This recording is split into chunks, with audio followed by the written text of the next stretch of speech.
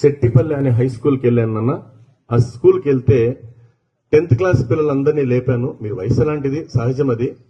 చాలా మంది పిల్లలు అడిగాను, నాన్న నువ్వేమైతావు జీవితంలో ఏమైతావు అంటే అందరూ సరే రకరకాలు చెప్పారు. మళ్ళీ మీ హీరోస్ పేరు చెప్పండి అంటే వాళ్ళ అభిమాన హీరోల పేరు చెప్పుకుంటూ వచ్చారు. అందరూ రకరకాల హీరోల పేర్లు చెప్పారు. కొంతమంది అయితే హీరోయిన్ పేరు కూడా చెప్పారు వాళ్ళు. కానీ ఒక అబ్బాయి, నీ పేరేనా? హరీష్ లాగా అక్కడ మున్రత్నం అనే ఒక స్టూడెంట్ గుడిపల్లి మండలం శెట్టిపల్లి జెడ్పీ హై స్కూల్లో, అతనికి ఆల్రెడీ 102 ఫీవర్ ఉంది. లేచి నిలబడ్డాడు. బాబు ఎవరు నీ ఫేవరెట్ హీరో అంటే లేచి, అప్పటికే అబ్బాయి వణుకు పుట్టింది అనమాట. ఫీవర్ ఎక్కువ, 102, 10th క్లాస్. లేచి నిలబడి ఎవరు నీ ఫేవరెట్ హీరో అంటే ఆ 50 మంది తర్వాత అందరు హీరోల పేరు చెప్పారు. ఆ అబ్బాయి మాత్రం లేచి నిలబడి నా అభిమాన హీరో మా నాన్న సార్ అన్నాడు. అందరూ చూసి నవ్వుతున్నారు, అతన్ని అందరిని చూసి నవ్వుతున్నారు. కానీ అబ్బాయి ఎందుకు బాబు నువ్వు అభిమాన హీరో నాన్న అంటున్నావు అంటే, సార్ వాళ్ళు సినిమాలు తీస్తారు, డబ్బు కోసం నటిస్తారు, కానీ నా తండ్రి నాకు జీవితాన్ని ఇచ్చాడు అన్నాడు అనమాట. నా తండ్రి నాకు జీవితాన్ని ఇచ్చాడు. ఇంకొక హార్ట్ టచింగ్ స్టోరీ చెప్పాడు బాబు. సార్ మా నాన్న ఒక ట్రాక్టర్ డ్రైవర్ సార్.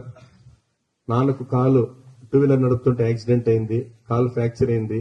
2 నెలలు డాక్టర్ రెస్ట్ తీసుకోమన్నారు సార్. కానీ మా ఇల్లు గడవడానికి కష్టమని చెప్పి ఒకవైపు చీమొస్తున్నా నెత్తురుస్తున్నా అలాగే కట్టుకట్టుకుని రోజు డ్రెస్సింగ్ చేసుకుని ఒక్క పూట కూడా మమ్మల్ని పస్తు లేకుండా మా కుటుంబాన్ని పోషించిన మా దేవుడు సార్ మా నాన్నన్నాడు. అబ్బా బంగారు బిడ్డ నన్ను.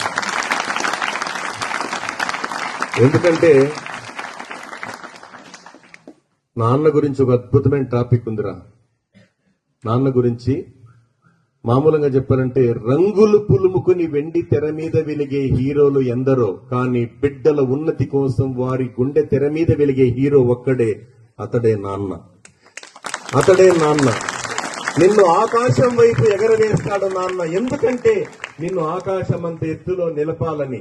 నీ వేలు పట్టుకుని నడక నేర్పుతాడు నాన్న. ఎందుకంటే నీ అనంత జీవన పయనం దిగ్విజయంగా సాగాలని. కూతురు పెళ్లి కోసం, కొడుకు చదువు కోసం మట్టి తల్లికి సలాం చేసే మహనీయుడు రా నాన్న అంటే అన్నారు. ఒక్కసారి ఈ ఇంటర్ స్థాయిలో మళ్ళా చెప్తున్నా, నీ తండ్రి విలువ తెలియాలంటే నువ్వు తండ్రి అయితే తప్ప తెలుసుకోలేవు. కాబట్టి వాళ్ళు భూమి మీద ఉన్నంత వరకు వాళ్ళని కంటికి రెప్పలా కాపాడుకుంటామని ఆత్మవిశ్వాసం, ఆ తండ్రి కష్టం మీకు గుర్తొస్తే ఒక్కసారి మీ నాన్నగారికి మనస్ఫూర్తిగా అభినందన ఇవ్వాలని మనస్ఫూర్తిగా కోరుకుంటున్నా బంగారు. Thank you.